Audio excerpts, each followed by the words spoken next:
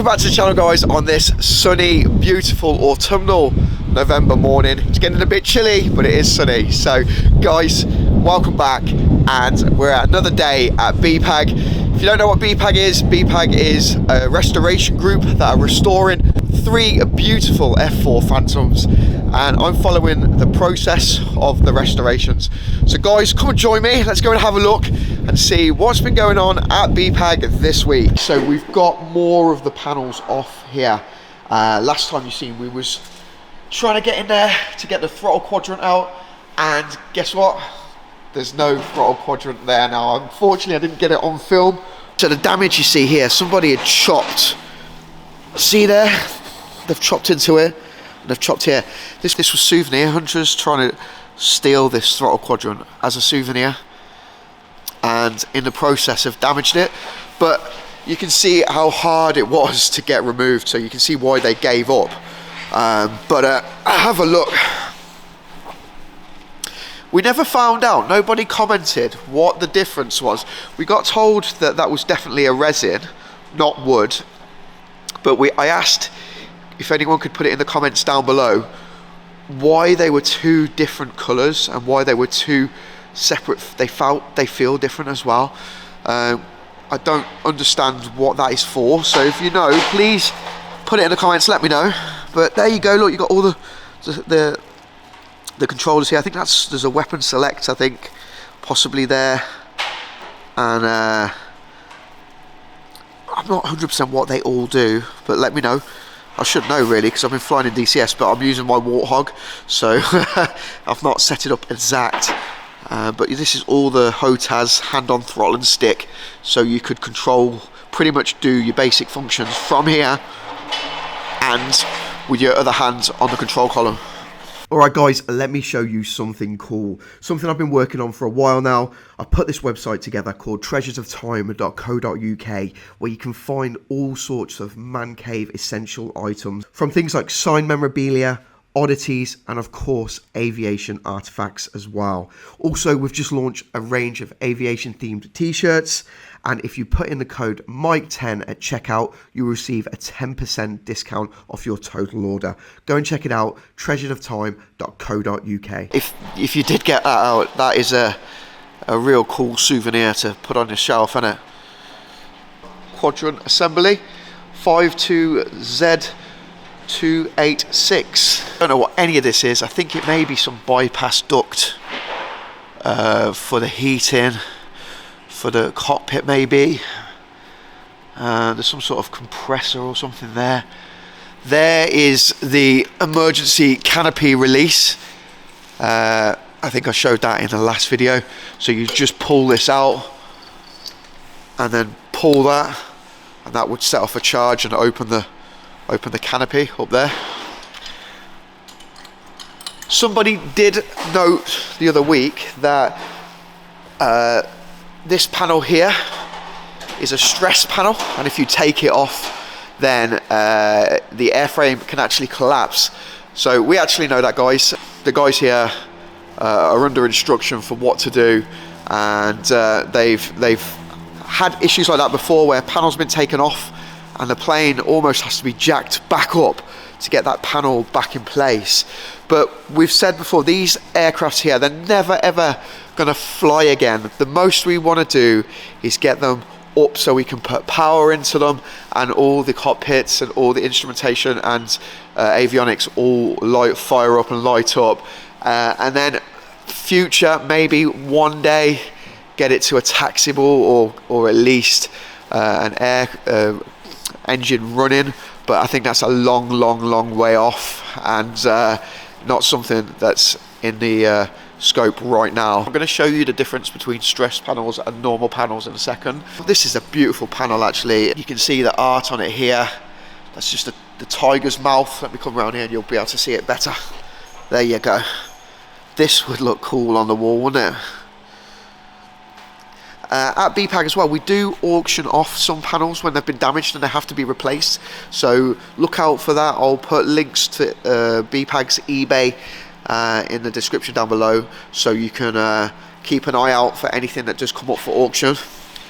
anything's damaged like this, they try and find a new panel, and if they can't find a new panel, then they will reproduce that panel. That is what I've shown you. This is where the canopy jettison release, the emergency release, would have an arrow here that would say rescue, and then you'd open that for that. So really cool, love this panel. So we've got some schematics and diagrams here. Again, probably something I won't understand fully or at all, but it looks pretty cool. And again, I encourage anybody that's worked on these to pop anything down in the comments. It really helps us out here at BPEG if there's something that we're not sure of, and it's good just to see and people getting involved, getting engaged, and helping the cause. And that's the good thing about the whole process doing these YouTube videos. Everybody, even if you're coming here and turning up, or if you're just commenting on the comments on the videos, everybody's helping and contributing a little bit. So I'm glad of the community. I really love you guys out there, and you've just been great. The reception of these videos has been awesome. So thank you so much. Like I say, your comments are valued. And I've even had a subscriber here today. I'm going to show you him in a second, Jack, and he's been watching the videos and he's got involved and he's come down through that. So again, really appreciate you guys out there. Quite a bit of work gone on around here. Guys have removed some of the panels, including stress panels. But what we're saying is when they're on the pallets, it's not as bad. When they're on the landing gear and you're removing the stress panels, it can cause a lot of problems. So I'm told. But when it's on the pallets under the way they're doing, and like I said, they're never going to be flown, so the hardest thing is getting the panels back on, I'm told. So but you can see here there's been loads removed here and cleaned. The cleaning started going on underneath. So what the process will be is they will take the panel off, then assess underneath the airframe and have a look inside and look at all the components and look for corrosion. So as we can see here, there's corrosion on some of the parts, and then there's corrosion on some parts of the airframe, and it's the job to take these panels off and clean them up, repaint when it needs repainting. So you can see here, look, paint's flaking, so probably need repainting, and then the panels are re-gunked back up and then put back on, screwed and riveted back in. What I'm going to show you now is I'm going to show you the difference between the stress panels and just a normal service panel. So a service panel is this, and it's very light, and I'm told as well these panels were chemically etched. So this hasn't been machined, this little groove, it's been chemically grooved into it. I imagine some sort of acids poured into it, and it just creates that wow. Look at a stress panel, and they're a lot heavier and a lot thicker. So if I compare the normal panel to the stress panel, see, it's almost double the thickness, a lot heavier. So you can see we've still got that chemically etched part, but we've got strengtheners in it, struts going through it, and it's double the thickness. So that's the difference. And you think, look at it from the outside, and you think you could just whip these panels off, but actually you can't. It's like a jigsaw puzzle. They've got to be taken off in certain orders and taken off. Only so many at a time can be taken off, and then because if you took all these panels off, you'd never get it back together. I've just been told, so the panels, they all have a number on, so you can see that here. I think that's 213 possibly, or maybe 2B. What do they? 2 right, probably. Or 2R for 2 right. That might make sense. And that says probably 31R, maybe, or. So that all the panels are numbered. So we've got so there's this shows you all the different panels that can be removed here, and also like the numbers. Yeah, it is. So it's an R and an L. So the panels have the right hand ones have an R and the left hand ones have an L.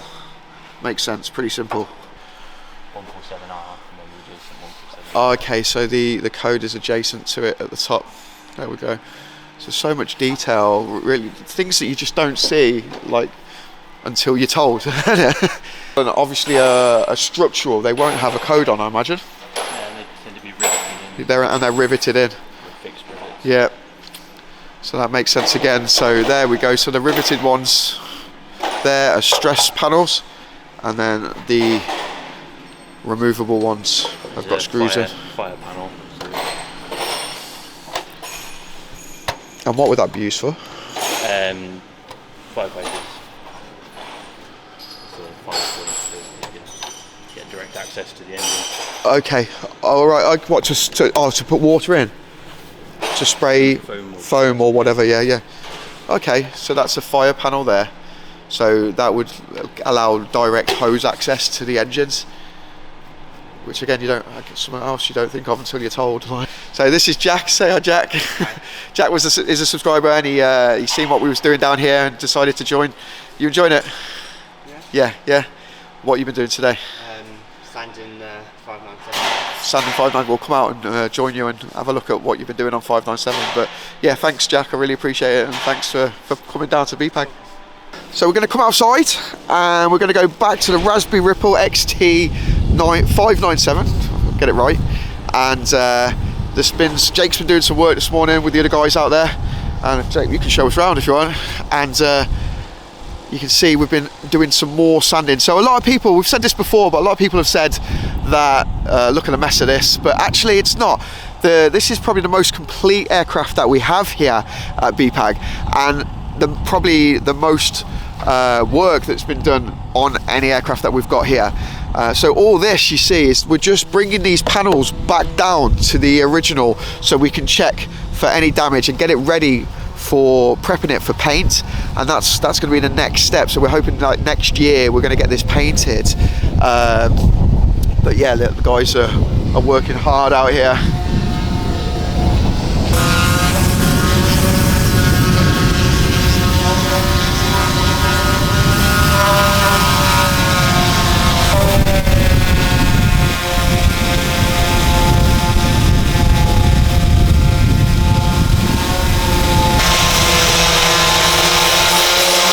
So I think most of the sanding has been done. There's still a fair bit, but I think they've broke the back of it definitely, and we'll be able to see this getting painted next year, hopefully. So one of the reasons why I love coming to BPEG as well is because all the different aircrafts that are at this airport, such a cool airport, and I've been wondering what I filmed the intro on. It's a Bristol Britannia, and she's stunning. Apparently they used to start her up, but they don't anymore. I'll do a tour of the Bristol Britannia if you're interested and want to see that, because it's complete inside and it's an actual museum. X-ray Mike 496, and yeah, I'm going to go upstairs. It's closed today, so you won't see it inside, unfortunately. But we can do I'll do a whole video tour on her because the guys are really friendly here. I had a good chat with them before. I was going to film. But I was doing a lot with BPEG that day, so I just didn't have time. Yeah, she's really cool. Look at the size of those props, and as you can see, she's just right next to our Phantoms. So if you ever want to come down for the day, I will post any open days that we have. But if you ever want to come down for the day, this is always open when we have our open days. Thought I'd just come up and have a look at the wings and then the engine here as well. So you can see a Bristol Siddeley power unit. The access panel there, look at this. Cool, so cool. While I'm up here, I want to say thank you so much again for everybody that has watched, supported us, and even joined us now on this journey. And I'm going to end the video here. I'm sorry I didn't get to show you live them panels being removed, but I can't make every single work day down here, but I'm trying my best to get here for as many as I can.